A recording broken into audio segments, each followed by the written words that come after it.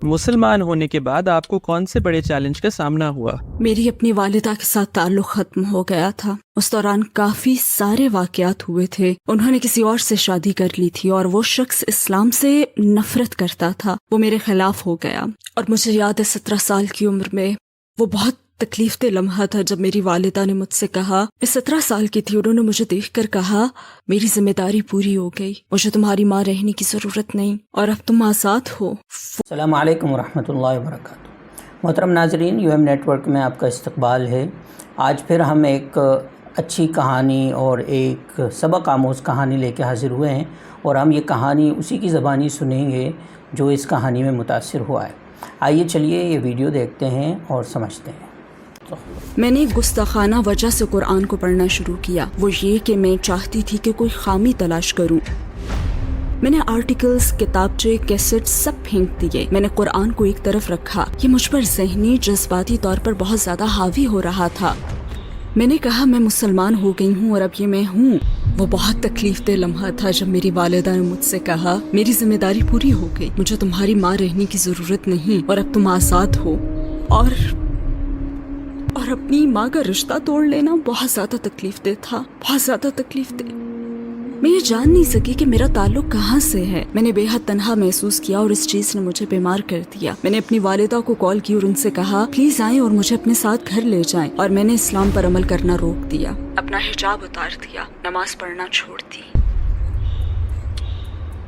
السلام علیکم سسٹر عالیہ ریان، ہماری دعوت قبول کرنے کا شکریہ۔ میرا پہلا سوال یہ ہے کہ عالیہ ریان کون ہیں، اور کیا آپ اپنی زندگی کے بارے میں ہمیں مختصراً بتا سکتی ہیں؟ وعلیکم السلام ورحمۃ اللہ۔ سب سے پہلے تو مجھے یہ موقع دینے کا بہت شکریہ۔ میں ایسٹ لندن میں پیدا ہوئی اور وہیں پلی بڑھی۔ میرے ایریا میں مسلمانوں کی تعداد زیادہ تھی، یہاں بنگلہ دیشی مسلمان زیادہ تھے، لہٰذا مسلمانوں سے میرا کافی واسطہ پڑتا تھا۔ میرا تعلق مکس نسل سے ہے، میری والدہ اٹالین ہے اور میرے والد ویسٹ افریقی نائجیرین ہیں۔ لیکن جب بھی مجھ سے یہ سوال کیا جاتا ہے تو میں یہ سوچتی ہوں کہ عالیہ ایک ایسی روح ہے جو اللہ سبحانہ و تعالیٰ کی طرف سفر کرنا چاہتی ہے۔ ایمان کے لحاظ سے آپ کی زندگی کیسی تھی؟ آپ کا کس پر ایمان تھا؟ میری پرورش بطور عیسائی ہوئی تھی۔ ٹین ایج میں مجھ میں عیسائیت کا نیا تصور ابھرا۔ خدا پر تو میرا ہمیشہ ایمان تھا۔ میری والدہ نے میری پرورش اس طرح سے کی کہ مجھے زندگی، اس کے مقصد اور دنیا کے بارے میں تجسس کی ترغیب ملی۔ اگرچہ مجھ میں عیسائیت کا نیا تصور ابھرا تھا، لیکن اندر جیسے ایک خلا تھا، مجھ میں اعتراضات پیدا ہوئے۔ میں نے بہت ہی کم عمری میں عیسائیت کے بنیادی عقائد پر اعتراض کیا، اور شاید جذباتی اور روحانی طور پر اس عقیدے پر یقین کے باوجود عقلی طور پر مجھے پسند نہیں آیا، لہٰذا آخر میں نے اسے چھوڑ دیا۔ میرے والد کا بیک گراؤنڈ بہت زیادہ دلچسپ تھا کیونکہ وہ پیدائشی مسلمان تھے۔ میرے دادا مسلمان تھے اور میری پیدائش سے بہت پہلے جب میرے دادا کا انتقال ہوا تو میرے والد نے اسلام چھوڑ دیا، اور جب وہ لندن میں میری والدہ سے ملے تو اس وقت وہ مسلمان نہیں تھے، لہٰذا میری پرورش کبھی بھی اسلام پر نہیں ہوئی۔ اسلام کسی صورت میں موجود نہیں تھا، وہ مسلمان نہیں رہے تھے۔ کس چیز کے باعث آپ نے اپنے عقائد پر سوالات اٹھائے؟ مجھے اپنی والدہ کے ساتھ چرچ جانا یاد ہے۔ میں چرچ جایا کرتی تھی اور روحانی اور جذباتی طور پر اس سے بہت زیادہ اطمینان ملتا تھا، لیکن میرے ذہن میں سوالات تھے۔ میں ان کے خدا کے کانسیپٹ کو سمجھ نہیں سکی۔ میں سمجھ نہیں سکی کہ ناؤز باللہ وہ کیسے ایک انسان کی عبادت کر سکتے ہیں۔ وہ ایک انسان تھے، میری ہی طرح کے ایک انسان، اور میں عقلی اور ذہنی طور پر یہ بات نہیں سمجھ سکی کہ میں ناؤز باللہ کیسے کسی دوسرے انسان کی عبادت کر سکتی ہوں۔ لہٰذا میں نے اس پر اعتراض کیا، اور مجھے یاد ہے کہ ایک دن میں نے چرچ کے پادری سے بات کی۔ میں نے ان سے یہی سوال کیا اور ان کا جواب تھا بس ایمان رکھو، اور یہی وہ لمحہ تھا جب میں جان گئی کہ یہ میرے لیے نہیں ہے۔ آپ نے پہلی مرتبہ اسلام کے متعلق کب سنا؟ میں اس سوال کا جواب دینے کے لیے آپ کو اپنے بچپن کے بالکل ابتدائی دنوں میں لے چلتی ہوں۔ میرے ایریا میں مسلمان زیادہ تھے، یہ بنگلہ دیشی ایریا تھا، اور میری رہائش کے سامنے میں فرسٹ فلور پر رہتی تھی۔ میری عمر تقریباً 8 سال تھی۔ میں لیونگ روم کی کھڑکی کے پاس جاتی اور کھڑکی کی دہلیز پر جھک جاتی تھی، جہاں سے مجھے اپنے گھر کے سامنے سڑک کا گراؤنڈ فلور نظر آتا تھا۔ وہاں عارضی طور پر بنائی گئی ایک مسجد تھی۔ اس وقت دراصل وہ ایک کنٹینر تھا، لیکن میں جہاں سے جھک کر دیکھتی تھی وہاں سے مجھے اس مسجد میں نماز کا ایریا نظر آتا تھا، اور مجھے یہ بڑا دلکش لگتا تھا۔ میں انہیں اندر جاتے اور جھکتے اور سجدہ کرتے ہوئے دیکھتی تھی۔ بچپن میں مجھے یہ سب دیکھنا بہت اچھا لگتا تھا۔ میں یہ سب دیکھنے کے لیے دن میں چند بار دوڑ کر کھڑکی کے پاس جاتی۔ اسی عمر میں بدقسمتی سے گھر میں حالات بہت برے تھے. میرے والدین مسلسل جھگڑتے رہتے تھے. ان میں ہم آہنگی نہیں تھی. ان میں مسلسل بحث اور جھگڑا ہی جاری رہتا تھا. اور مجھے وہ دن یاد ہے جب میری والدہ اور والد کے درمیان بہت سخت جھگڑا ہوا اور میں اپنے بیڈ روم میں بھاگی. میری عمر تقریباً 8 سال تھی. بیڈ روم میں جاتے ہوئے میں نے اپنی والدہ کی شال لے لی. وہ ایک خوبصورت ایشین شال تھی جو ان کی ایک پاکستانی کالیگ نے گفٹ کی تھی, دفتر کی کالیگ نے. میں نے وہ شال لی اور اس سے زمین پر پھینکا. پھر میں نے سجدہ کیا اور خدا سے کہا, مجھے خدا سے یہ کہنا یاد ہے کہ انہیں روک دیں, انہیں جھگڑنے سے روک دیں. لیکن اس وقت میں بہت چھوٹی تھی. مجھے ٹھیک سے معلوم نہیں تھا کہ میں کر کیا رہی ہوں. بس جو کچھ مسجد میں دیکھا تھا اسی کی میں نقل کر رہی تھی. اور مجھے محسوس ہوا کہ خدا میری بات سنے گا. اس وقت مجھے ایسا محسوس ہوا تھا کیونکہ یہ ایسا انداز تھا جو خدا سے قریب کرتا تھا.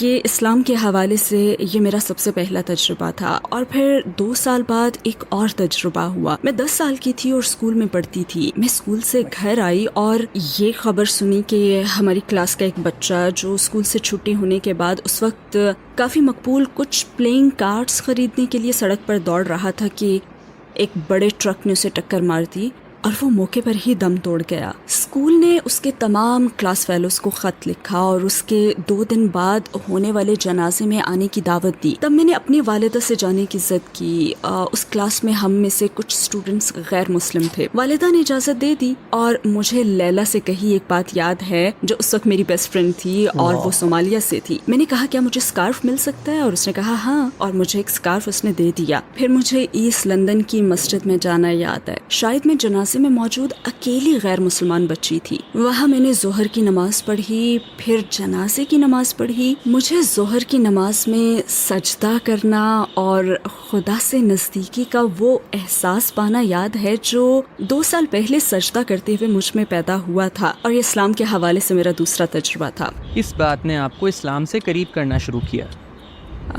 گھر میں حالات بدتر ہو گئے, بلکہ بدترین. گھر میں بے پناہ ڈومیسٹک وائلنس تھا. میں اس کا جذباتی اور ذہنی اثر لے رہی تھی. اور سبحان اللہ, پھر اللہ نے ایک بچی کو مجھ سے ملا دیا. وہ سیکنڈری اسکول میں میری کلاس فیلو تھی اور کلاس کی تمام مسلمان لڑکیوں میں سے صرف وہی اسلامی تعلیمات پر عمل کرتی تھی. باقی لڑکیاں بہت کلچرل تھیں, لیکن وہ اسلام پر بہت زیادہ عمل کرنے والی تھی. اور وہ بھی گھر میں میری طرح ہی کے تجربے سے گزر رہی تھی. لیکن اس کے والدین کے درمیان معاملہ میرے مقابلے میں کہیں زیادہ خراب تھا. اس کی والدہ سبحان اللہ گھریلو تشدد کا شکار تھی. انہیں روزانہ مارا جاتا تھا, اور اس کے باوجود وہ پرسکون تھی, وہ امن میں تھی. اور مجھے اس سے یہ کہنا یاد ہے کہ تمہارے گھر کے حالات مجھ سے کہیں زیادہ برے ہیں, میں ٹوٹ کر بکھر رہی ہوں لیکن تم سکون میں ہو. یہ سب کیسے ہے؟ تم یہ سب کیسے برداشت کر رہی ہو؟ کیونکہ میں تو اس کا بہت زیادہ اثر لے رہی ہوں. تب اس نے کہا تھا کہ یہ میرا ایمان ہے, یہ میرا ایمان ہے جو مجھے اس پریشانی سے نکالتا ہے. تب ظاہر ہے میں مسلمانوں کو جانتی اور سمجھتی تھی, لیکن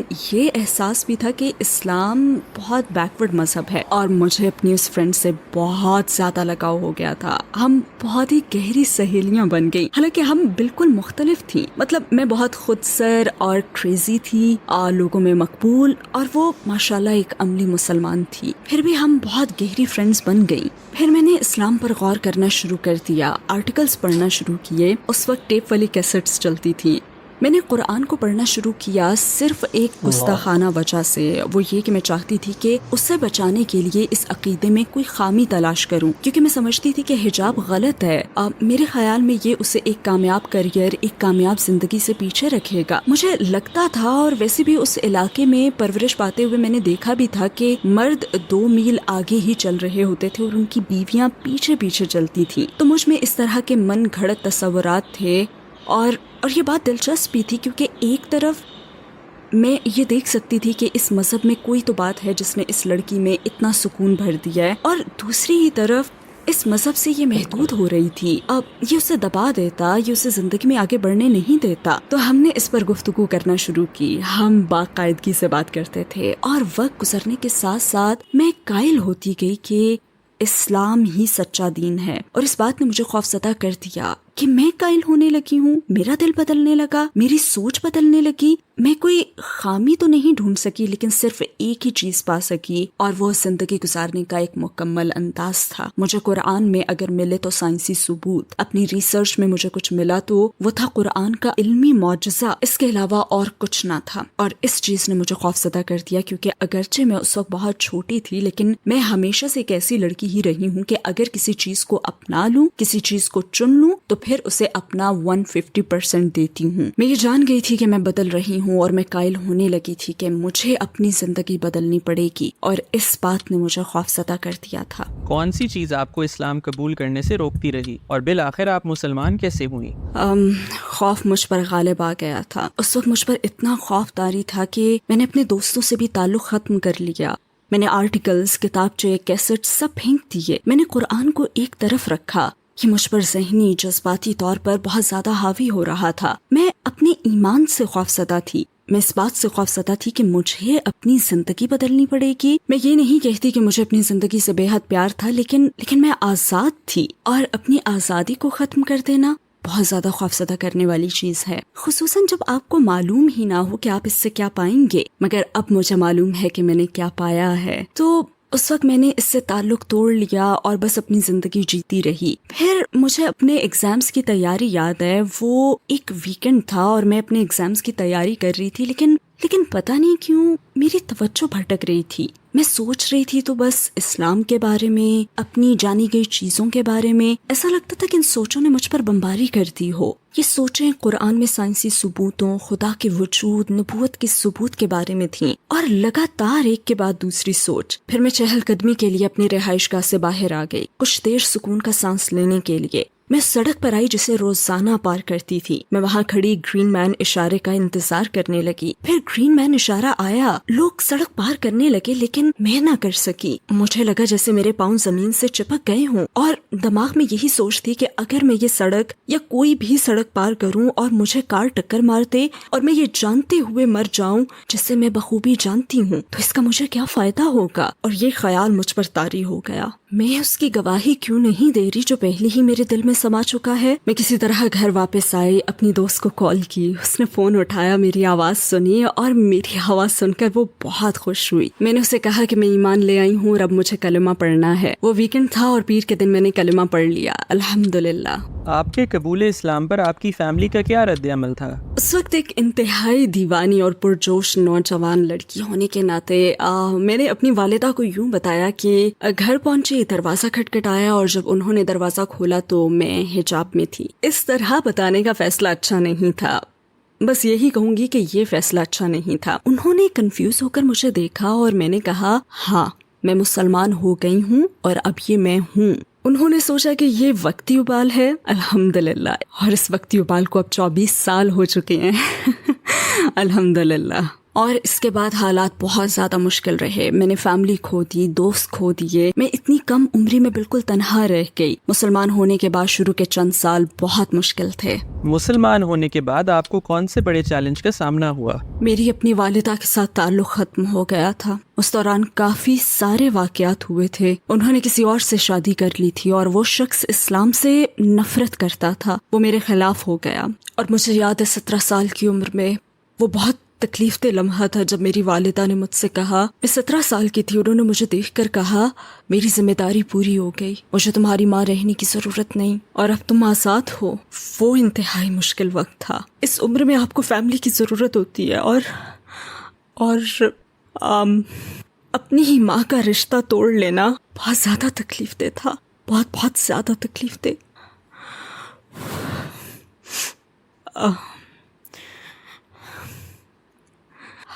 وہ واقعی بہت مشکل تھا. اور پھر اس کے بعد کسی کی مدد کے بغیر خود اپنا خیال رکھنا، اتنی کم عمری میں جاب تلاش کرنا، تنہا رہنا،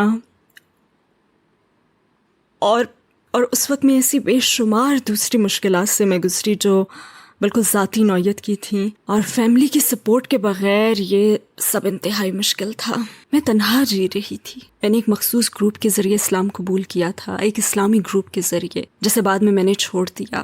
اور پھر میں بالآخر دوسری انتہا پر چلی گئی، یوں ایک انتہا سے دوسری انتہا پر جاتی رہی۔ اگرچہ یہ سب کچھ میری فیملی کے ساتھ ہو رہا تھا، لیکن میں نہ جان سکی کہ میرا تعلق کہاں سے ہے، اور میں نئی بھی تھی۔ مذہب کی منتقلی، شناخت کے مسائل جن سے آپ بطور نو مسلم گزرتے ہیں، تو مجھے اپنی فیملی نے قبول نہیں کیا۔ بس ایک اسلامی گروپ سے دوسرے اسلامی گروپ میں گئی، دونوں طرح کی انتہاؤں کے درمیان ڈولتی رہی، لیکن میں یہ نہیں جان سکی کہ میرا تعلق کہاں سے ہے۔ میں بے پناہ تنہائی کا شکار تھی اور اس نے مجھے بیمار کر دیا۔ پھر میں نے ہسپتال سے اپنی والدہ کو کال کی اور ان سے کہا کہ پلیز آئیں اور مجھے اپنے ساتھ گھر لے جائیں۔ میں نے اسلام پر عمل کرنا بھی روک دیا، اپنا حجاب اتار دیا، نماز پڑھنا چھوڑ دی۔ میں نے مسلم کمیونٹی سے خود کو دور کر لیا، لیکن میں تب بھی اپنے ایمان پر قائم تھی، اور شاید اس کی وجہ یہ تھی کہ میں عقلی طور پر قائل ہونے کے بعد مسلمان ہوئی تھی، اور اس کی وجہ بس یہی تھی کہ وہ آزمائشیں میری برداشت سے باہر ہو گئی تھیں۔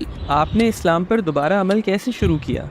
السلام علیکم بھائی اور بہنوں، ہمیں اندازہ ہے کہ اس ویڈیو سمیت ہمارے 80% ناظرین ہمارے چینل پر سبسکرائب نہیں ہیں۔ جیسا کہ آپ جانتے ہیں، ہم ایک فلاحی تنظیم ہیں اور ہماری ویڈیوز پر اشتہارات غیر فعال ہیں۔ ٹوورڈز اٹرنیٹی صرف ایک یوٹیوب چینل ہی نہیں بلکہ ایک مدرسہ بھی ہے۔ یہاں ہم خود کو اور نوجوانوں کو اسلامی تعلیم سے آراستہ کرنے کی کوشش کرتے ہیں، لہٰذا ہمارے اس مطالبے کا واحد مقصد حق کو پھیلانا ہے۔ ہو سکتا ہے یہ بظاہر ایک چھوٹا سا عمل لگے، لیکن انشاءاللہ یہ ہمیں لاکھوں لوگوں تک پہنچنے میں مدد دے گا۔ آئیے اب لائک اور سبسکرائب کے بٹنز پر کلک کریں اور ساتھ مل کر ٹوورڈز اٹرنیٹی کا سفر کریں۔ آپ نے اسلام پر دوبارہ عمل کیسے شروع کیا؟ مجھے بالآخر جاب مل گئی اور دوبارہ گھر چھوڑ دیا۔ میں اپنی زندگی کے دن رات گزارتی رہی، آخر میں آزاد تھی۔ مجھے ان تمام مسائل سے نہیں نمٹنا پڑا جن کا مجھے بطور نو مسلم سامنا تھا، لیکن جیسے مجھ میں ایک خلا تھا، ایک خالی پن تھا، اور ہمیشہ ایسے لگتا تھا جیسے کسی چیز کی کمی ہے۔ اور پھر اسی طرح میں نے 2 سال گزار دیے، مگر پھر یہ خالی پن حد سے بڑھ گیا، اور مجھے اس کی وجہ معلوم تھی، کیونکہ میں ایسی زندگی گزار رہی تھی جو میرے ایمان سے ہم آہنگ نہیں تھی۔ لہٰذا میں نے آہستہ آہستہ اسلام کی طرف واپس آنا شروع کیا، اور مجھے یاد ہے لوگ کہتے ہیں کہ کلمہ پڑھنا ان کی زندگی کا سب سے خوبصورت لمحہ تھا، لیکن اللہ سے دوبارہ رشتہ جوڑنا اور اسلام کی طرف دوبارہ آنا کسی گروپ کے دباؤ کے بغیر یا کسی کے یہ کہے بغیر کہ تمہیں یہ سب کرنا پڑے گا، یہ حلال ہے، یہ حرام ہے، تم یہ کام غلط کر رہی ہو، نہیں، فطری طور پر اسلام کی طرف پلٹنا، اپنے اور اپنے رب کے درمیان دوبارہ سے سفر طے کرنا، یہ واقعی خوبصورت، انتہائی میٹھا احساس تھا۔ مجھے یاد ہے کہ میں ہر روز قرآن کا ایک صفحہ انگلش میں پڑھتی تھی۔ میں نے اپنے بالوں کا افریقی سٹائل میں باندھنا شروع کر دیا، اور ظاہر ہے کہ اس کا اختتام حجاب پہننے پر ہوا۔ میں نے دوبارہ سے نماز پڑھنا شروع کی، میں دوبارہ اسلام کی طرف لوٹ آئی، میں نے دوبارہ اسلام کی تعلیمات پر عمل شروع کر دیا، اور الحمدللہ یہ خوبصورت اور میٹھا لمحہ تھا، کیونکہ یہ میرے اور میرے رب کے درمیان تھا، میرے اور میرے خدا کے درمیان۔ تو آپ کی والدہ کے ساتھ تعلق پر اس کا کیا اثر پڑا؟ دراصل میری والدہ نے خلا لے لی، جو کہ ایک بہترین فیصلہ تھا۔ وہ نئی زندگی کی طرف آنا شروع ہوئیں، اور شاید وہ اب بھی اسی مرحلے میں ہیں۔ ہم نے اپنا تعلق دوبارہ جوڑنا شروع کیا، اور میرے خیال میں دونوں کو ہی اس کے لیے بہت محنت کرنی پڑی۔ اور پھر 2015 میں انہوں نے اسلام کے بارے میں سوالات پوچھنا شروع کیے۔ میں اس وقت پردیس میں رہ رہی تھی، میں نارتھ افریقہ میں تھی اس وقت۔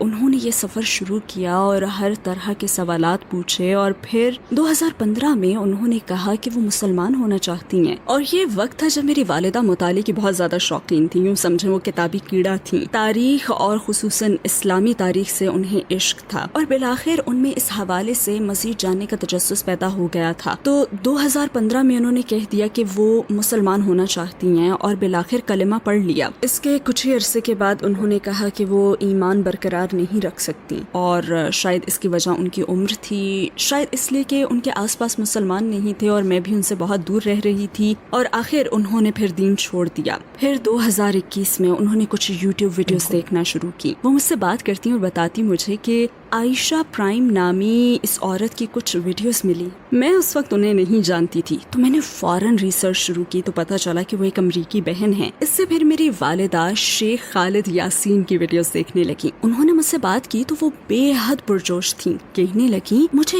یہ شخص ملا ہے، مجھے نہیں پتا وہ کون ہے، مگر وہ میرے دل کی باتیں کرتا ہے، اس کے پاس بہت علم ہے، یہ تاریخ کو سمجھتا ہے۔ اور جیسے آپ کو بتایا کہ وہ خود بھی تاریخ کی دیوانی تھیں، تو پھر وہ شیخ خالد یاسین کی ایک کے بعد دوسری ویڈیوز دیکھنے لگی۔ وہ مجھے کال کرتی اور بتاتی کہ میں نے یہ سیکھا ہے. شیخ نے حضرت عیسیٰ علیہ السلام کے بارے میں ایک سیریز بنائی تھی, ہسٹوریکل جیسس میرے خیال میں اس کا نام تھا.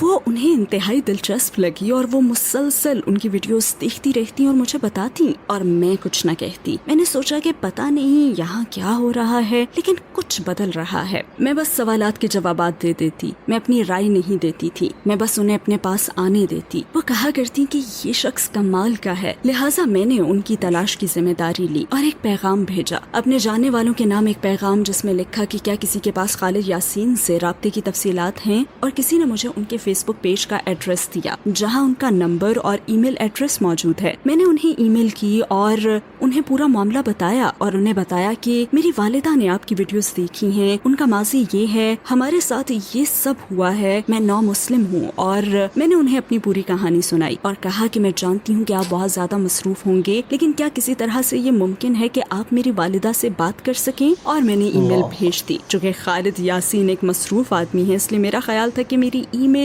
شاید ان کے ان باکس میں نہیں جائے گی, بلکہ ہو سکتا ہے کہ ان کے اسپیم یا جنک میں چلی جائے. لیکن 20 منٹ بعد انہوں نے مجھے ای میل کا جواب دے دیا اور کہا کہ یہ ان کے لیے ایک احساس ہوگا, چلیں بات کرتے ہیں. تو ہم نے بات کی اور میں نے انہیں کہانی سنائی. میں نے انہیں اپنی والدہ کے بارے میں بتایا, میں نے انہیں ہر وہ بات بتائی جس سے وہ گزر رہی تھی. میں نے انہیں ان کی نئی طرح کی دریافت کے بارے میں بتایا اور ان سوالات کے بارے میں بھی جو وہ پوچھتی رہی تھی, اور وہ چیزیں جو وہ مجھے بتاتی تھی. انہیں حضور صلی اللہ علیہ وسلم سے محبت ہو گئی تھی, انہیں چیزیں سمجھ آ رہی تھی, ہم آہنگ ہو رہی تھی, وہ پہلے جیسی نہیں رہی تھی, بلکہ وہ واقعی اسلام پر یقین رکھتی تھی. اور شیخ نے مجھ سے ایک سوال پوچھا. انہوں نے کہا کہ آپ کی والدہ کا کیا نام ہے. میں نے جواب دیا میری والدہ کا اٹالین نیم جوزفینا ہے, لیکن یورپی انداز میں یہ جوزفین ہے. انہوں نے کہا میری والدہ کا نام بھی جوزفین ہے, ان کی عمر 90 سال سے زیادہ ہے اور وہ انتقال کے قریب ہیں. انہوں نے مجھ سے کہا کہ آپ کی والدہ جوزفین ایمانی سفر پر ہیں اور میری والدہ میری جوزفین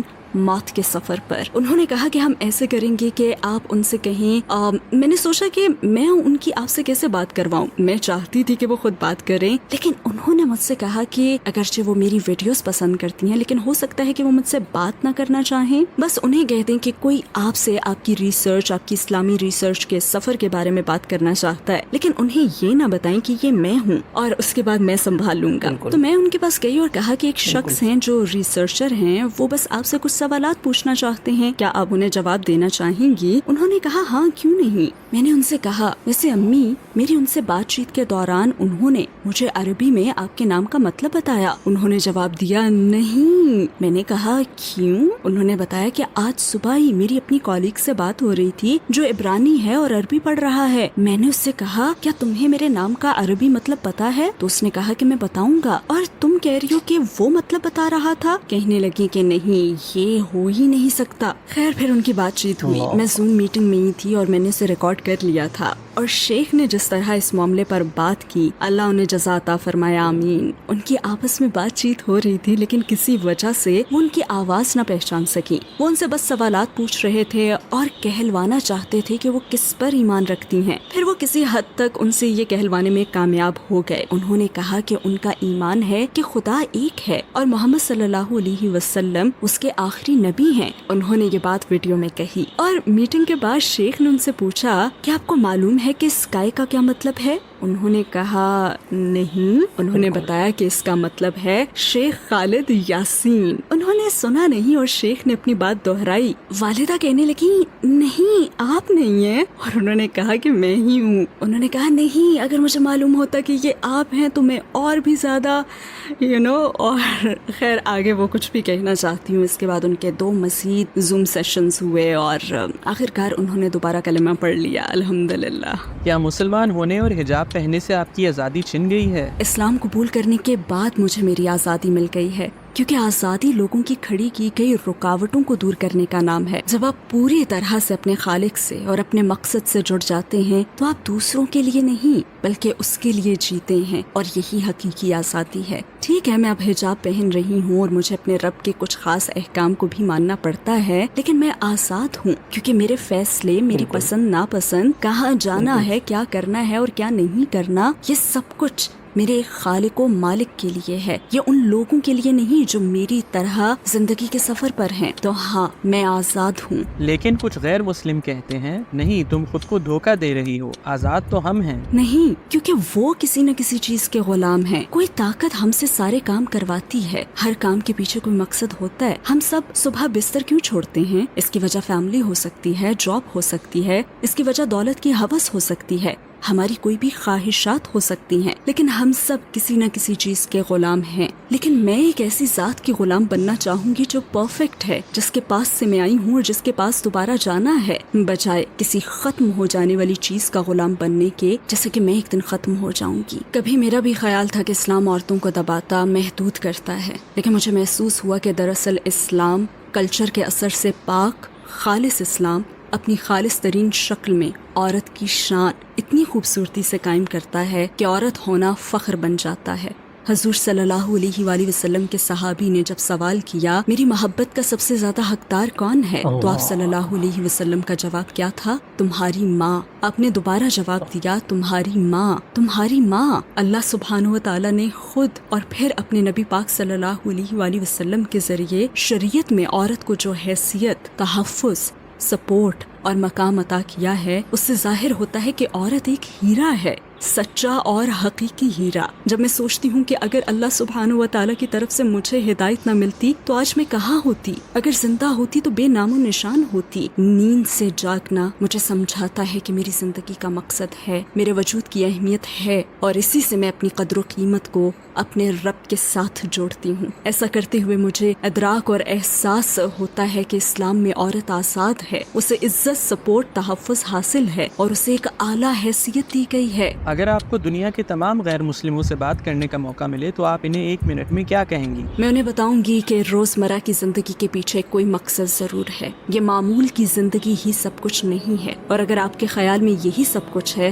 تو پھر ہر ایک کے سامنے ایک افسوسناک ترین نتیجہ آئے گا، کیونکہ یہ زندگی ایک رولر کوسٹر ہے، یہ آزمائشوں، مصیبتوں، مشکلوں سے بھرپور ہے، یہ ناانصافی، افسردگی سے بھری ہوئی ہے۔ تو اگر یہی سب کچھ ہے تو پھر ہمیں کیوں پیدا کیا گیا؟ میں انہیں اس پر سوچنے کی دعوت دوں گی، میں انہیں زندگی کے گول چکر پر غور کرنے کا کہوں گی، ایک پھول کی مثال سے کہ کیسے وہ پھول ایک بیج سے اگتا ہے، پھر ایک خوبصورت چیز کی مانند کھل جاتا ہے، پھر مرجھا جاتا ہے اور دوبارہ ختم ہو جاتا ہے۔ میں انہیں سمندر کے سامنے کھڑے ہونے اور اس کی گہرائی اور سمندر کی تاریکیوں میں موجود حیات کو دیکھنے کی دعوت دوں گی، ایک پتے کو لے کر اس کے ڈیزائن کی پیچیدگیاں دیکھنے اور خود سے سوال کرنے کا کہوں گی کہ یہ کہاں سے آیا ہے، یہ کہاں سے آیا ہے، اس پتے کا کیا مقصد ہے، اس پھول کا کیا مقصد ہے، اس سمندر کا کیا مقصد ہے، اور پھر یہ سوچنے کا کہ میں خود بھی اس تخلیق کا حصہ ہوں۔ تو اگر ایک پتے کا کوئی مقصد ہے اور اگر ایک پھول کا کوئی مقصد ہے تو پھر میرا کیا مقصد ہے،